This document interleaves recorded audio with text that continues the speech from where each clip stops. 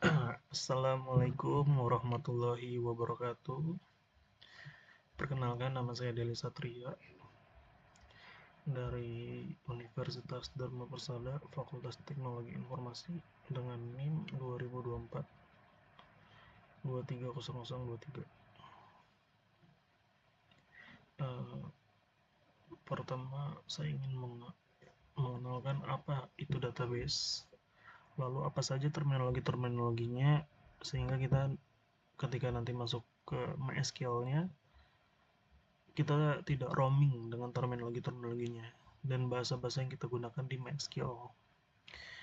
Sebelum kita akan mengenal dahulu, sebelum itu kita akan mengenal terlebih dahulu tentang apa itu database.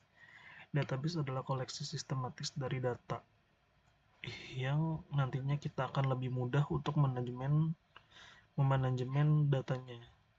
Untuk lebih mudahnya kan saya lihatkan contoh.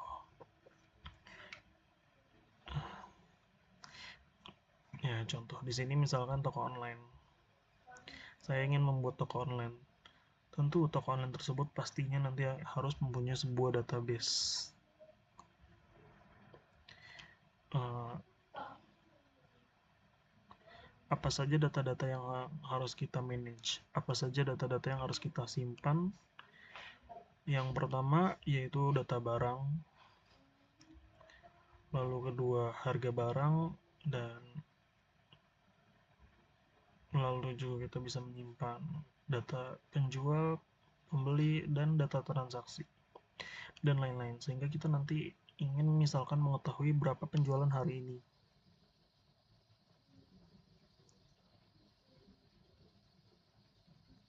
Kita bisa lihat dari data transaksi. Lalu berapakah penjual yang ada di toko online? Kita bisa melihat dari data penjual. Ini merupakan contoh-contoh data manajemen yang bisa kita lakukan dalam database toko online. Nah, untuk contoh selanjutnya adalah misalkan saya ingin membuat sebuah aplikasi ojek online.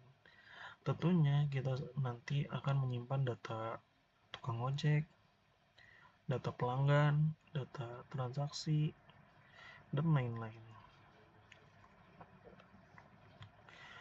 Selanjutnya kita akan mengenal mengenai istilah database management system atau sering disebut sebagai DBMS.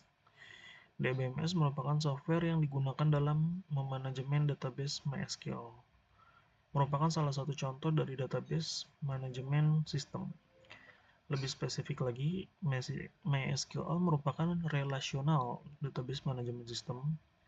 Ada cukup banyak DBMS yang ada di dunia ini, salah satunya adalah MySQL, PostgreSQL, Oracle, SQL Server, MongoDB, dan lain-lain. Selanjutnya kita akan mengenal mengenai terminologi-terminologi dari database. Data nantinya akan kita simpan dalam sebuah table. Setiap table nantinya akan menyimpan informasi yang sama. Contohnya tadi misalkan toko online, kita akan menyimpan data barang di table sendiri. Kita akan menyimpan data pembeli di table sendiri, data penjual di table sendiri, dan seterusnya. Jadi setiap table menyimpan informasi yang sama. Setiap table nantinya akan berbentuk baris atau rows atau kolom. Baris atau rows dan kolom atau kolom. Kolom menandakan atribut data, misalkan di sini contohnya database penduduk, misalkan di sini ada atribut berupa nomor KTP, terus ada nama dan tanggal lahir yang direpresentasikan di kolom. Nah, barisnya sendiri atau rowsnya sendiri nantinya merupakan data. Setiap entry di sini merupakan satu baris, satu baris, satu baris. Jadi setiap atribut data nantinya mempunyai tipe datanya masing-masing. Di sini misalkan dapat dilihat nomor KTP. Nomor KTP nantinya akan mempunyai tipe karakter data yang fix. Seperti yang kita ketahui, nomor KTP kita kan karakternya fix dan panjangnya juga fix gitu ya. Jadi kita bisa gunakan tipe data karakter, lalu di sini ada nama.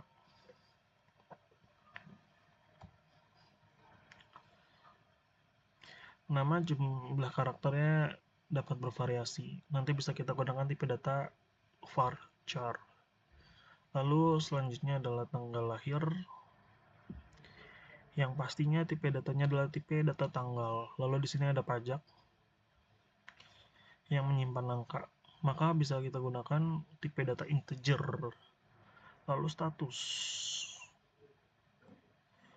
misalkan di sini bisa kita gunakan tipe data boolean yang akan menandakan true or false.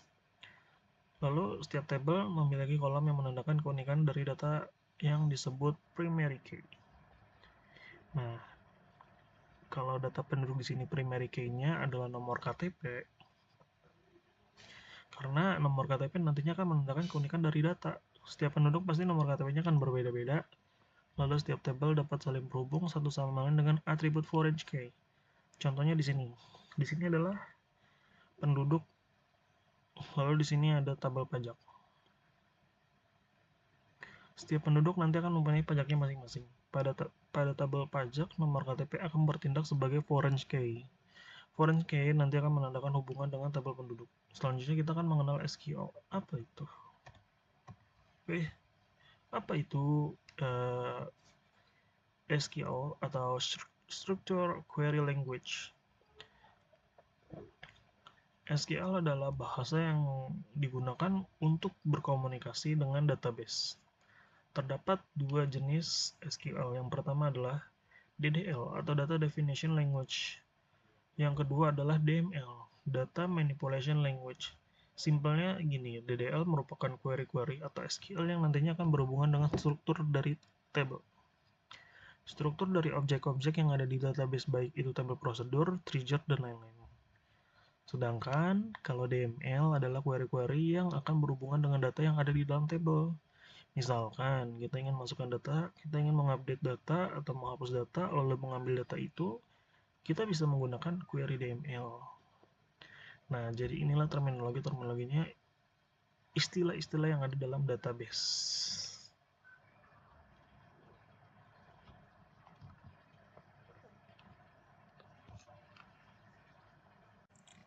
Oke, sekarang kita lanjut ke prakteknya saja. Mari kita akses ke database-nya. Terdapat dua cara untuk mengakses ke dalam database. Yang pertama yang paling notif adalah kita bisa akses melalui command prompt.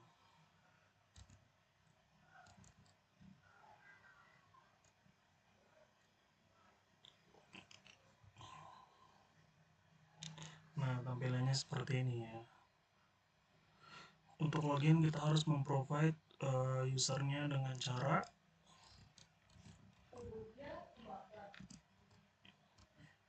MariaDB menu spasi root.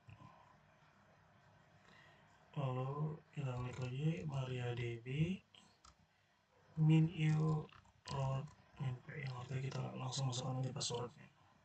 Passwordnya di sini adalah terserah, bebas, terserah kalian.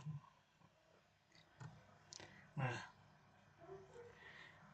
setelah saya klik enter, di sini akan muncul tulisan welcome yang menandakan saya sudah masuk ke MySQL-nya.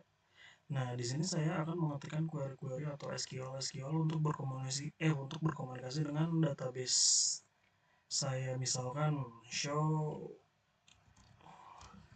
database titik koma.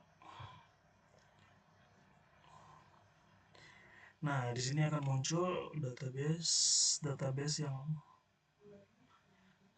akan muncul dalam database saya. Ini adalah melalui cara command prompt. Cara yang kedua adalah melalui MySQL client yang berbentuk desktop, yaitu adalah HDSQL.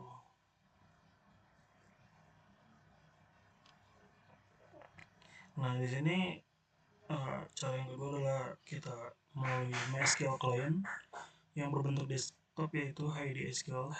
HDSQL ini free. Kalian bisa mendownloadnya di website. Kita bisa akses HDSQL-nya melalui desktop ya. Kita pertama klik session in root folder, lalu kita masukkan namanya. Pertama di sini terserah kalian aja. Kalau saya di sini misalkan saya ketik localhost Lalu di sini ada namanya MariaDB. Untuk hostnya biarkan saja 127.0.0.1. Ini adalah localhost penggunanya. Pengguna adalah username-nya. Ya seperti kita utarakan tadi, yaitu kita menggunakan root seandainya disamakan. Misalnya di sini saya samakan yang tadi ya sebelumnya adalah